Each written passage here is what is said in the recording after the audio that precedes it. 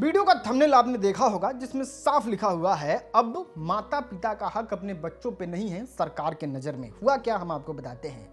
अंशुमान सिंह को तो आप जान ही रहे होंगे किस तरीके से उन्होंने अपना सर्वोच्च बलिदान जो है वो देश के लिए दे दिया।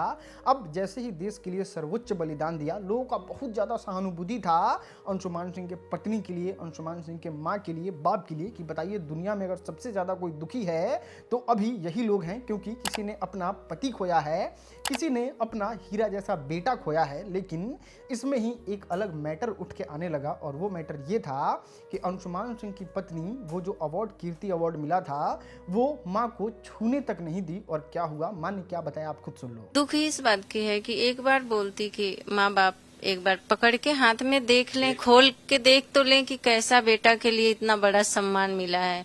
इसका बहुत दर्द है। अब दोस्तों, जितने लोगों को नहीं पता है उनको ये बात हम समझा देते हैं कि जब कोई आर्मी शहादत देता है, इस देश के लिए सर्वोच्च बलिदान देता है, तो बारी आती है फैमिली को अवार्ड देने का और कुछ अवार्ड मनी देने का। अब अवार्ड मनी को तो एक मिनट के लिए साइड रखते हैं, बात अवार्ड पे करते हैं। और अवार्ड में अभी अंशुमान सिंह की पत्नी को और माँ को बुलाया गया था। जानते हैं दोनों लोगों को क्यों बुलाया गया था?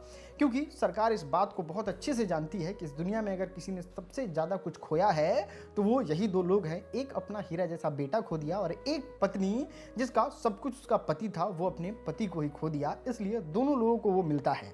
लेकिन यहाँ अंशुमान सिंह के केस में अलग ही कहानी हो जाता है। उनकी पत्नी अवार्ड लेने के बाद सीधा जाती है होटल। अंशुमान सिंह के ना माँ से बात करती है, ना पापा से बात करती है और सीधे अपने मायके चले जाती है मम्मी के पास। उनके पिता, अंशुमान सिंह के पिता कहते हैं कि उनका ट्रक आने वाला है सम्मानित करने के लिए, उस पे वो कीर्ति चक्र लगा होना चाहिए, उसके लिए हमको दीजिए। तो पत्नी के तरफ से अभी कोई जवाब नहीं आया है कि हम देंगे कि नहीं देंगे। और वहाँ पे उनकी माँ भी बहुत ज़्यादा भावुक होकर कुछ इस तरीके से बात बोलती है। एक फोन कॉल से ही पूछ लेती हमें और क्या चाहिए। ये तो दिल सुकून मिलता कि बहू मेरी मेरे हालचाल तो पूछती है, और कुछ चाहिए नहीं माँ बाप को औलाद के सिवा। तो यहाँ पे ये भी समझना जरूरी है कि अंशुमान सिंह की माँ ने 9 महीने तक कोख में रखा था अंशुमान सिंह को, 20 साल तक पढ़ा लिखा के, खिला पिला के, अपने बच्चे को हीरा जैसा पाल के उसको उस काबिल बनाया था कि वो नौकरी ले ले। नौकरी लेने के बाद शहादत हो जाता है तो इसकी माँ इस तरीके से कलपती हुई नजर आती है कि हमारा जो बेटा है वो उस दुनिया को छोड़ के चला गया और आज हमारे पास कुछ नहीं है, ना बेटे के मिला हुआ सम्मान, ना हमारा बेटा, ना हमारी बहू, सब कुछ चला गया हमसे दूर। दोस्तों, हम आपको बता दें, अंशुमान सिंह की फैमिली जिसमें माता हैं, पिता हैं, वो लोग पूरी तरीके से अंशुमान सिंह के विधवा पत्नी के लिए कॉपरेट करने को तैयार हैं। उन्होंने बताया कि अंशुमान से छोटा 2 साल का मेरा बेटा है, हमको पूरी इच्छा है कि अगर अंशुमान की पत्नी चाहती है, अगर वो सक्षम है, तो हम एकदम धूमधाम से शादी कर देंगे और 2 साल के मेरे छोटे बेटे के साथ वो अपना जीवन यापन कर सकती है। इतना ही नहीं, उनके सामने ये भी ऑफर रखा गया कि अगर आप चाहें तो आप अंशुमान के याद के सहारे ही आप अपना जीवन व्यतीत कर सकते हैं, क्योंकि आप हमारी घर की बहू हैं, आप हमारे साथ रहिए। और अंशुमान सिंह की फैमिली ने पूरा अपना धन, जथा, संपत्ति और घर की मालिक जो है वो उनको ही बना दिया था। बजावते इसके अंशुमान सिंह की पत्नी जो है वो अंशुमान सिंह के घर नहीं रहना चाहती है, वो अपने मायके रहना चाहती है।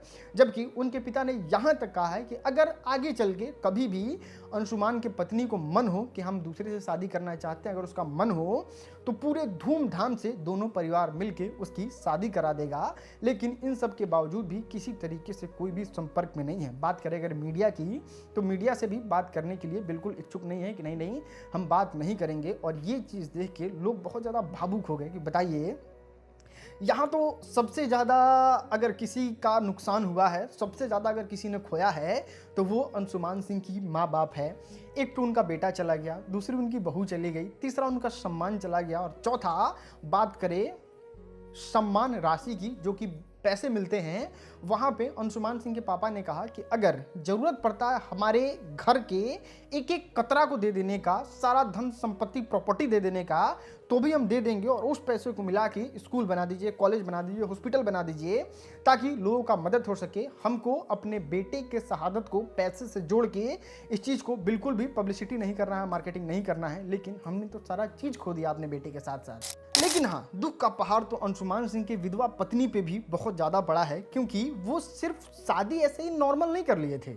उन लोगों का शादी जो है वो लव मैरिज था। लगभग 8 साल से वो लड़की से प्यार करते थे और शादी को 2 साल हुए थे, और इन सारी चीज़ों पे भी अंशुमान सिंह के पापा और मम्मी बात करते हुए कहें कि नहीं, सरकार को इस तरीके से माँ बाप को बेदखल नहीं कर देना चाहिए अपने बेटों से और बेटों के सम्मान से। उन्होंने एकदम डिटेल में कहा कि शादी के कितने दिन बाद इस तरीके से प्रावधान होना चाहिए, अगर उनकी पत्नी रहे हमारे साथ, ना रहे तो क्या हो, बच्चे हो तो क्या हो, ना हो, इस तरीके से डिटेल में कुछ लिखा हुआ होना चाहिए, ताकि इस तरीके से ना हो कि किसी के बेटे का शहादत हो जाए और कुछ चंद सम्मान के लिए, सम्मान राशि के लिए वो लोग अपना फैमिली छोड़ के। क्या कहा आप खुद सुन लीजिए। सरकार कुछ करना चाहती है उनके नाम से कोई विद्यालय ऐसा, मैं अपनी पूरी जो संपत्ति है, वो जो पैतृक संपत्ति है, उनको मैं दान करने के लिए तैयार हूँ। मुझे कुछ भी नहीं चाहिए और मेरे स्टेटमेंट थे कि मैं अपने बेटे की शहादत का सौदा नहीं करना चाहता। बताइए दोस्त, अंशुमान सिंह के विधवा पत्नी की अगर स्टोरी को जानने की कोशिश करें और अंशुमान सिंह के बातों को निकाल के समझने की कोशिश करें तो पता चलता है कि अंशुमान सिंह का सपना था कि अगर हम इस दुनिया से जाएं तो बड़ा नाम करके जाएं, पूरा दुनिया हमारे बारे में बात करे।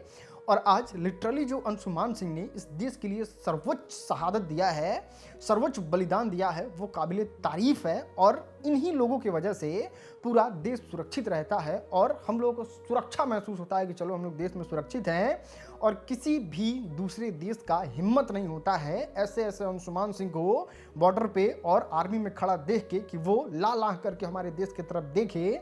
उसके जाने के बाद अगर इस तरीके की बातें हो रही है तो वो लिटरली निंदनीय हैं और इस तरीके का बात नहीं होना चाहिए। हम लोगों को सिर्फ शहादत पे ध्यान देना चाहिए, हम लोग सिर्फ उनके कीर्तिमानों के बारे में बात करना चाहिए, उनके स्टोरी के बारे में बात करना चाहिए। लेकिन ये कानून का कहिए, ये मिसअंडरस्टैंडिंग कहिए, या फिर क्या बात है कि इस तरीके से बात हो रही है। अब देखिए, इंटरनेट पे सारी जानकारी हमने आपके सामने प्रस्तुत करने का कोशिश किया और आपको बताया कि इंटरनेट पे सारे जगह पे यही चल रहा है।